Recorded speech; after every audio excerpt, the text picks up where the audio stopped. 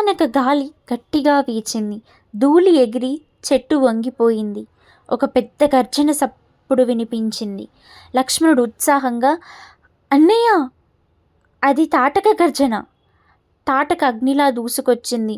పొడవాటి జుట్లు, భయంకరమైన కళ్ళు, పర్వతం లాంటి దేహం. తాటక అరుస్తూ, ఎవరు నా వనంలోకి వచ్చారు? ఎవరు బ్రతకరారు? ఆమె వద్ద రాళ్లను విసరడం మొదలుపెట్టింది. రాముడు బాణం సంధించాడు. రాముడు మొదటి బాణం విడిచాడు. తాటక చేయి కోసిపోయింది. తాటక, ఆ రామ, నన్ను ఇంతవరకు ఎవరూ గాయపరచలేదు. ఆమె మరింత కోపంతో గర్జించి మాంత్రిక మేఘాలు సృష్టిస్తుంది. అడవి అంతా చీకటిగా మారుతుంది. రాముడు మరో బాణాన్ని సంధించాడు.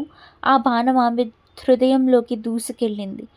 తాటక, ధర్మం నీతో ఉంది రామా అంటూ గర్జిస్తూ నేలపై కూలిపోయింది. అప్పుడు విశ్వామిత్రుడు సంతోషంగా, రామ, నీవు ధర్మాన్ని స్థాపించావు. ఈ అరణ్యం ఇక పవిత్రంగా మారింది. నిన్ను చూసి దేవతలకు ఆనందం కలిగింది అని అన్నాడు. లక్ష్మణుడు ఆనందంగా, అన్నయ్య, నీ బాణం రాక్షసిని మాత్రమే కాదు, భయాన్ని కూడా సంహరించింది. రాముడు వినయంగా, మహర్షి, మీ ఆశీర్వాదం లేకుండా నేనేం చేయగలను? ఇది మీ కృపాఫలం. ఇలా తాటక సంహారం తర్వాత అరణ్యం మళ్ళీ సుగంధమయంగా పుష్పాలతో నిండిపోయింది. విశ్వామిత్రుడు సంతోషంగా రామలక్ష్మణులను ఆశీర్వదించాడు.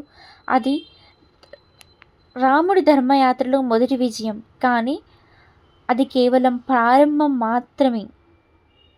తర్వాత ఏం జరిగిందో నెక్స్ట్ ఎపిసోడ్లో చూద్దాం.